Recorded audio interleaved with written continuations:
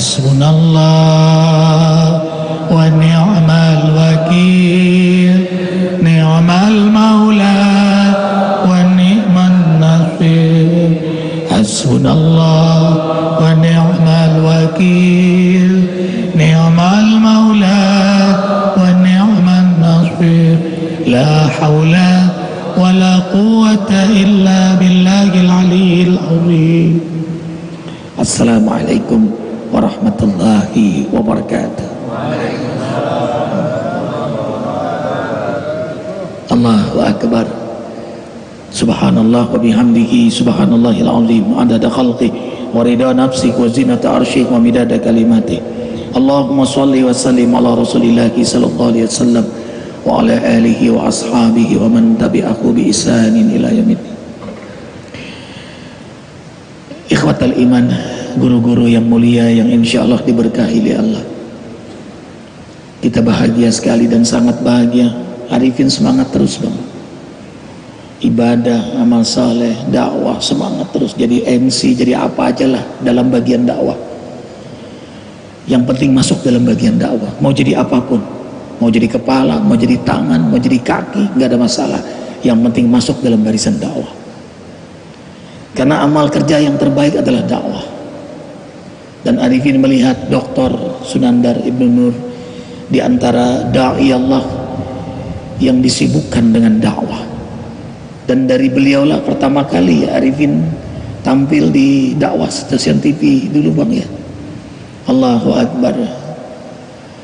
Beliau koordinator dakwah nasional waktu itu. Sekarang beliau jadi guru besar, Dr. Sunandar.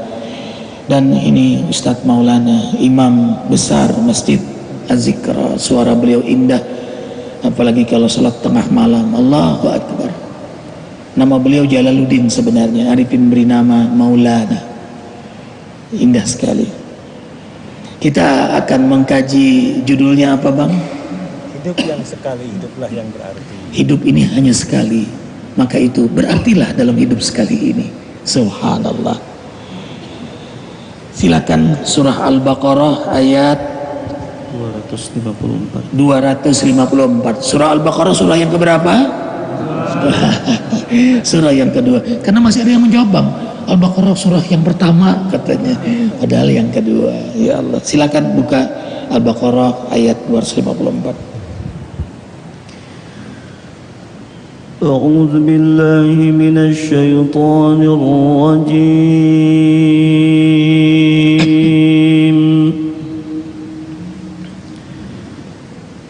Bismillahirrahmanirrahim. Ya ayyuhalladzina amanu anfiqu mimma razaqnakum أنفقوا مما رزقناكم من قبل أن يأتي يوم لا بيع فيه ولا خلة ولا شفاعة والكافرون هم الظالمون. Sadaqallahul azim. Wahai kaum mukmin, keluarkanlah derma dari sebagian harta yang kami berikan kepada kalian sebelum datang hari kiamat.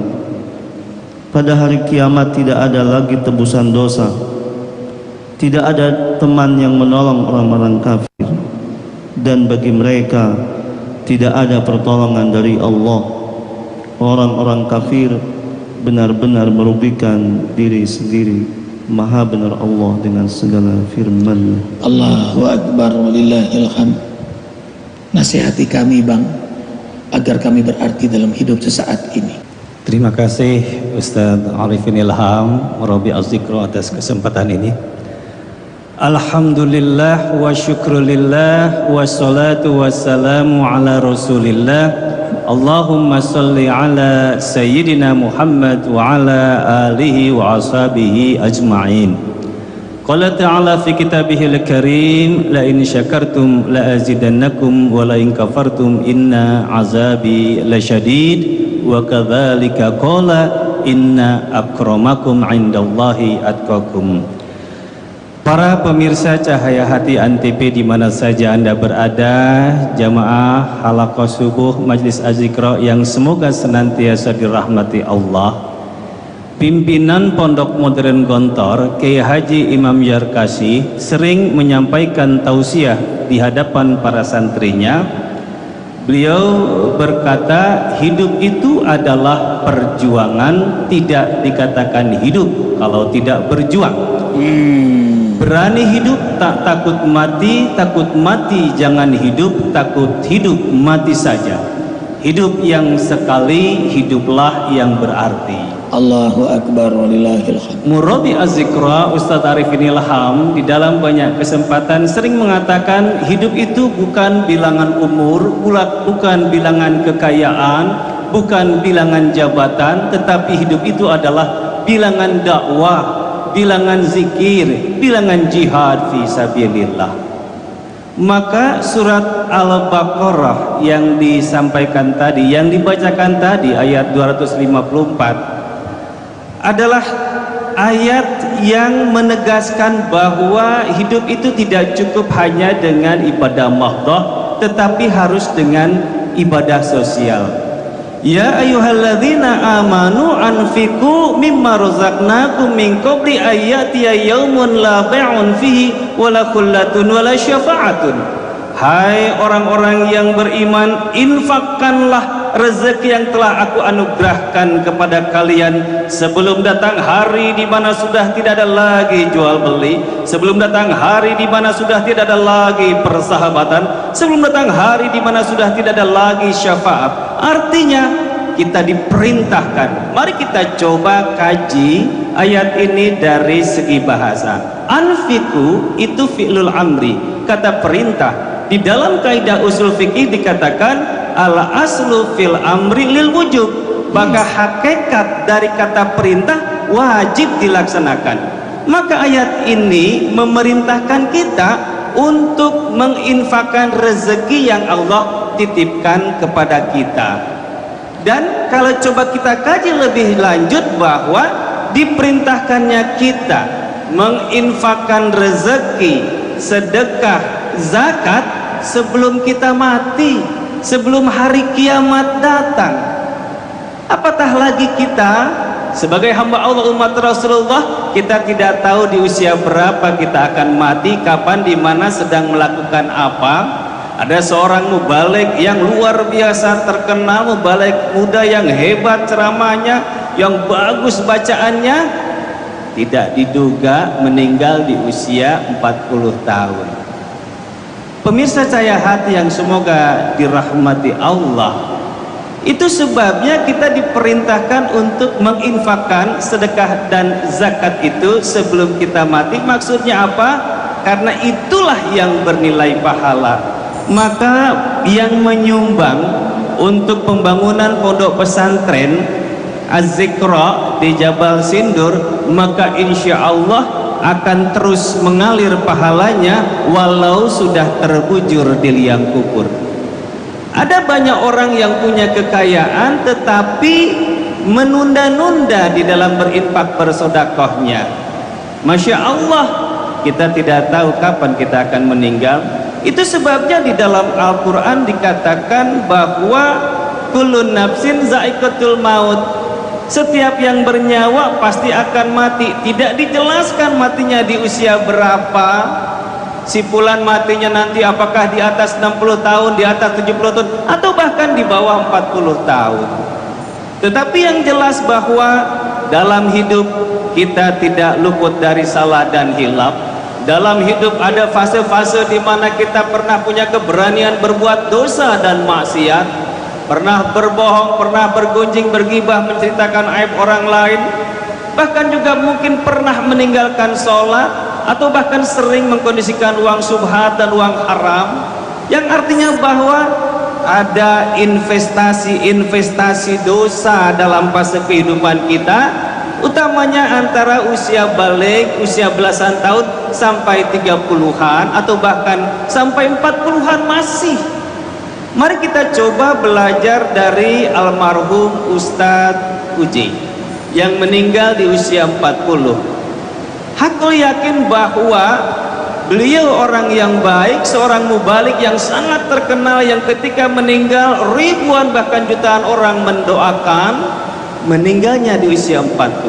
Perlu kita catat bahwa usia 40 bukanlah usia kerasulan semata, karena Rasulullah SAW pernah mengingatkan kita sebagai umatnya bahwa usia 40 adalah usia warning, usia peringatan. Dalam sabdanya beliau bersabda, man atat alaihi arba'una sanatan walam yadlu khairuhu syarrahu falyatahajjar ilan nar.